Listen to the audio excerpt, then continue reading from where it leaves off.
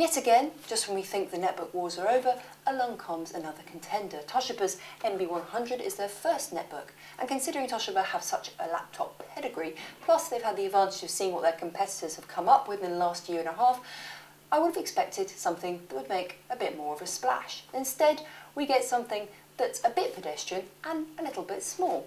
Rather than go for the 10-inch screen like many of their competitors are, they've gone for the 8.9-inch screen, rather like the Asus EPC 900.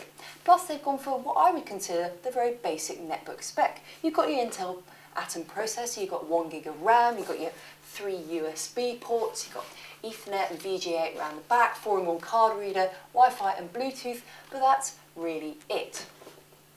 Then there's the looks. Toshiba, really, could you have made it any more ugly?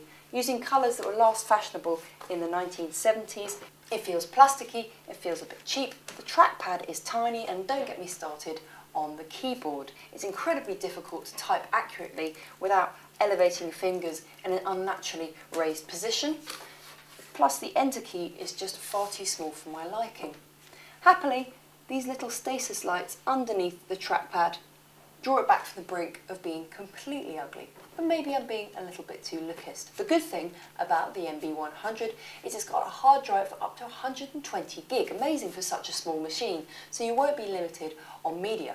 Plus it's got a full version of Windows XP there. But personally, if you want a netbook with a hard drive, I would consider the MSI Wind or the Acer Aspire 1. However, if you're not convinced, do check out our full Toshiba NB100 review at stuff.tv.